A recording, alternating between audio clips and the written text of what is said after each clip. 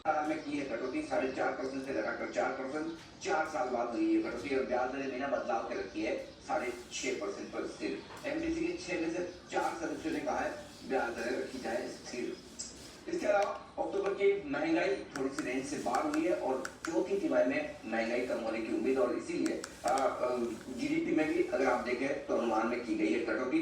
तीसरी तिमाही की जीडीपी ग्रोथ घटाकर अब 6.8% की गई है और पूरे साल भर के लिए जीडीपी ग्रोथ का अनुमान 6.6% किया है आरबीआई ने। करीबन आप कह सकते हैं यहाँ पर 60 बेसिस पॉइंट कटौती होती हुई दिख रही है जीडीपी ग्रोथ में पूरे साल भर के लिए।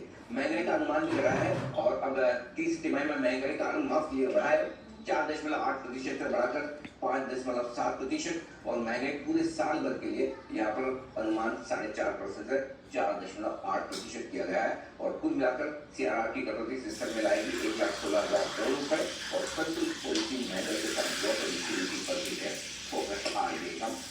सारे किनारे सबसे आज आपके आरबीआई की पॉलिसी में आते हुए दिखते हैं। आइए मैं बता दूं आपको कि आरबीआई की पॉलिसी में क्या कुछ खास बातें हैं जो आपको ध्यान में रखनी चाहिए और क्या कुछ आरबीआई गवर्नर करा जा रहा है।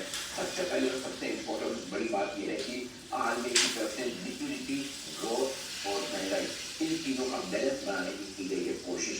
सीआरआर तब तक आधा % उतना बैलेंस पॉलिसी है क्योंकि लोग बटे हुए थे सीआरआर कट होगा या नहीं, लेकिन एक साथ आधा % सीआरआर कट करके सिस्टम में भरपूर लिक्विडिटी देने की कोशिश की आरबीआई गवर्नर और मार्च 2020 के बाद पहला सीआरआर कट आता हुआ दिखा है और इससे सिस्टम में करीबन 1,16,000 करोड़ की लिक्विडिटी आएगी।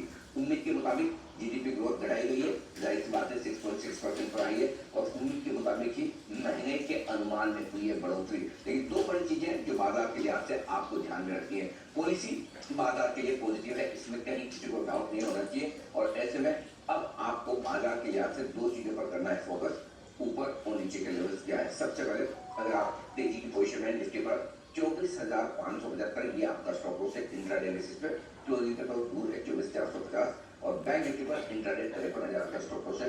अगर आज 24,750 के ऊपर निकल कर टिकता है और बंद होने के संकेत देता है तो बड़ा ब्रेकआउट आपको निफ्टी में मिलेगा और 53,900 के ऊपर बैंक निफ्टी पर ब्रेकआउट मिलेगा। ये है पॉलिसी का पूरा सारांश और धीमे धीमे पॉलिसी के बाद बाजार मजबूती बनाता हुआ डबल सेंचुरी मारने के मूड में है निफ्टी। बैंक और निफ्टी हल्के हरे निशान में आए